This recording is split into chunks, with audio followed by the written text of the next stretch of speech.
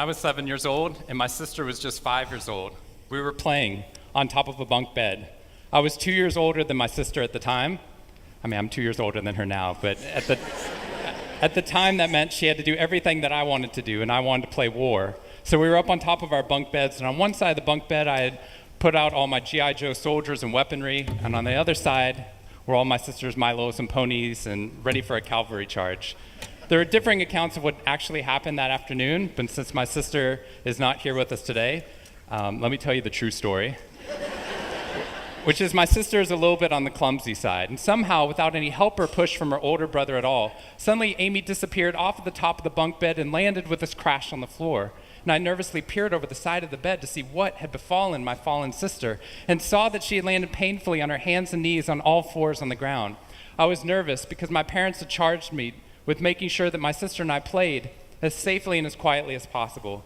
And seeing as how I had accidentally broken Amy's arm just 1 week before,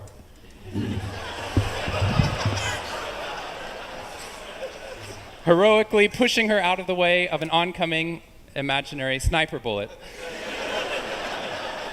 for which I have yet to be thanked. I was trying as hard as I could. She didn't even see it coming. I was trying as hard as I could to be on my best behavior, and I saw in my sister's face this wail of pain and suffering and surprise, threatening to erupt from her mouth and threatening to wake my parents from the long winter's nap for which they had settled. So I did the only thing my little frantic 7-year-old brain could think to do to avert this tragedy. If you have children, you've seen this hundreds of times before. I said, Amy, wait, don't cry, don't cry. Did you see how you landed? No human lands on all fours like that. Amy, I think this means you're a unicorn. Now that was cheating, because there's nothing in the world my sister would want more than not to be Amy the hurt 5-year-old little sister, but Amy the special unicorn. Of course, this was an option that was open to her brain at no point in the past. And you could see on my poor, manipulated sister's face conflict, as her little brain attempted to devote resources to feeling the pain and suffering surprise she just experienced, or contemplating her newfound identity as a unicorn. And the latter won out. Instead of crying, instead of ceasing our play, instead of waking my parents with all the negative consequences that would have ensued for me, instead, a smile spread across her face, and she scrambled right back up onto the bunk bed with all the grace of a baby unicorn, with one broken leg. What we stumbled across at this tender age of just 5 and 7, we had no idea at the time, was something that was going to be at the vanguard of a scientific revolution occurring 2 decades later in the way that we look at the human brain. What we had stumbled across is something called positive psychology, which is the reason that I'm here today and the reason that I wake up every morning. When I first started talking about this research outside of academia, out with companies and schools, the very first thing they said to never do is to start your talk with a graph. The very first thing I wanted to do is start my talk with a graph. This graph looks boring, but this graph is the reason that I get excited and wake up every morning. And this graph doesn't even mean anything. It's fake data. What we found is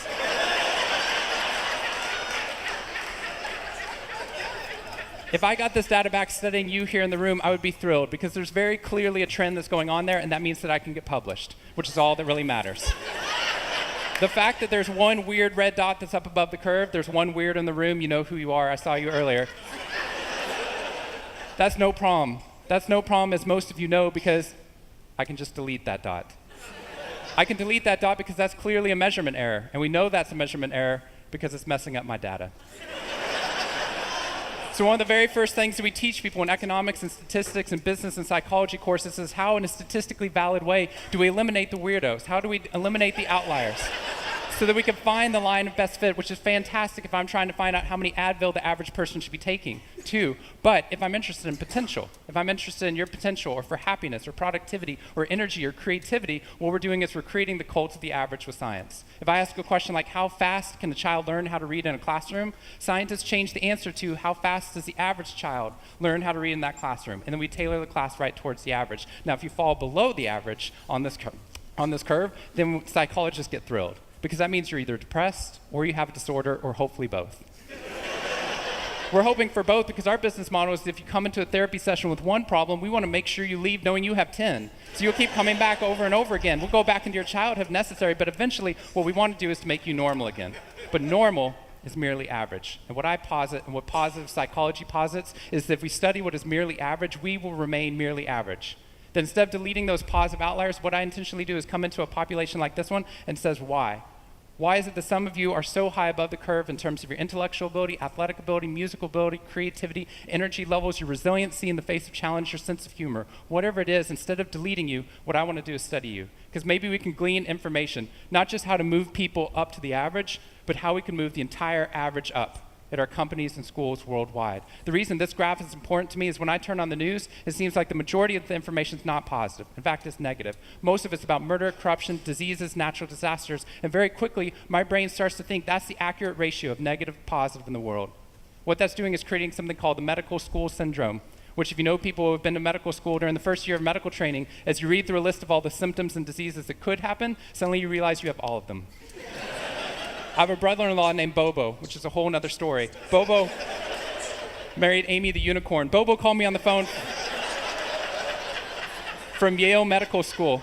And Bobo said, "Shawn, I have leprosy." Which even at Yale is extraordinarily rare. But I had no idea how to console poor Bobo because he had just gotten over an entire week of menopause. See, what we're finding is not necessarily the reality that shapes us, but the lens through which your brain views the world that shapes your reality. And if we can change the lens, not only can we change your happiness, we can change every single educational and business outcome at the same time. When I applied to Harvard, I applied on a dare. I didn't expect to get in, and my family had no money for college. When I got a military scholarship 2 weeks later that allowed me to go, suddenly something that wasn't even a possibility became a reality. When I went there, I assumed everyone else would see it as a privilege as well, that they'd be excited to be there. Even if you're in a classroom full of people smarter than you, you'd be happy just to be in that classroom, which is what I felt. But what I found there is while some people experienced that, when I graduated after my 4 years and then spent the next 8 years living in the dorms with the students, Harvard asked me to. Wasn't that guy. But what happened,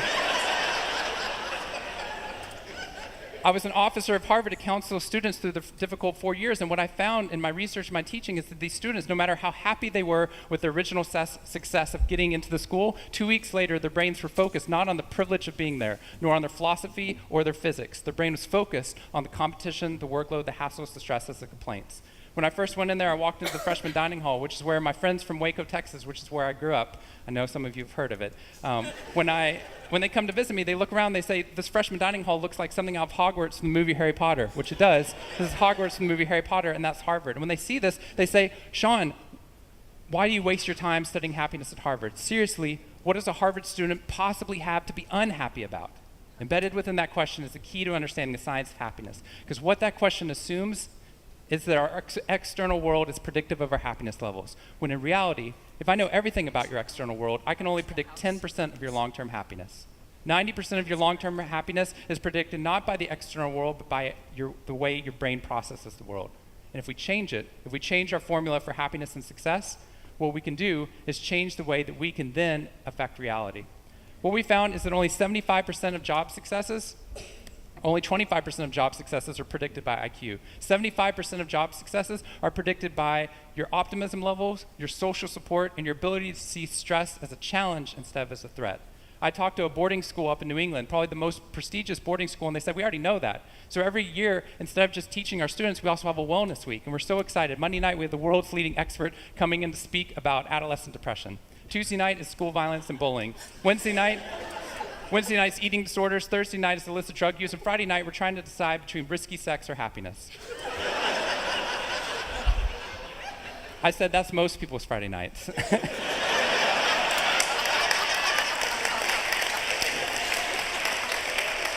Which I'm glad you liked, but they did not like that at all. Silence on the phone. And into the silence, I said, "I'd be happy to speak at your school, but just, that's not a wellness week, that's a sickness week." What you've done is you've outlined all the negative things that can happen, but not talked about the positive. The absence of disease is not health. Here's how we get to health. We need to reverse the formula for happiness and success. In the past 3 years, I've traveled to 45 different countries, working with schools and companies in the midst of an economic downturn. And what I found is that most companies and schools follow a formula for success, which is this: if I work harder, I'll be more successful. And if I'm more successful, then I'll be happier. That undergirds most of our parenting styles, our managing styles, the way that we motivate our behavior, and the problem is it's scientifically broken and backwards for 2 reasons. First, every time your brain has a success, you just change the goalpost of what success looked like. You got good grades, now you have to get better grades. You got into a good school, now you have to get a better school. You got a good job, now you have to get a better job. You hit your sales target, we're going to change your sales target. And if happiness is on the opposite side of success, your brain never gets there. What we've done is we've pushed happiness over the cognitive horizon as a society. And that's because we think we have to be successful, then we'll be happier.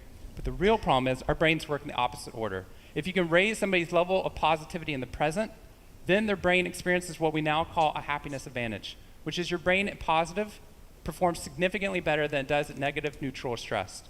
Your intelligence rises, your creativity rises, your energy levels rise. In fact, what we found is that every single business outcome improves. Your brain at positive is 31% more productive than your brain at negative, neutral, or stressed. You're 37% better at sales. Doctors are 19% faster, more accurate at coming up with the correct diagnosis when positive instead of negative, neutral, or stressed, which means we can reverse the formula. If we can find a way of becoming positive in the present, then our brains work even more successfully, as we're able to work harder, faster, and more intelligently. What we need to be able to do is to reverse this formula so we can start to see what our brains are actually capable of. Because dopamine, which floods into your system when you're positive, has two functions. Not only does it make you happier, it turns on all the learning centers in your brain, allowing you to adapt to the world in a different way. We found that there are ways that you can train your brain to be able to become more positive. In just a 2-minute span of time, done for 21 days in a row, we can actually rewire your brain, allowing your brain to actually work more optimistically and more successfully. We've done these things in research now in every single company that I've worked with, getting them to write down 3 new things that they're grateful for 21 days in a row, 3 new things each day. And at the end of that, their brain starts to retain a pattern of scanning the world not for the negative, but for the positive first. Journaling about one positive experience you've had over the past 24 hours allows your brain to relive it. Exercise teaches your brain that your behavior matters. We find that meditation allows your brain to get over the cultural ADHD that we've been creating by trying to do multiple tasks at once, and allows our brains to focus on the task at hand. And finally, random acts of kindness or conscious acts of kindness. We get people, when they open up their inbox, to write one positive email praising or thanking somebody in their social support network. And by doing these activities and by training your brain, just like we train our bodies, what we found is we can reverse the formula for happiness and success, and in doing so, not only create ripples of positivity, but create a real revolution. Thank you very much.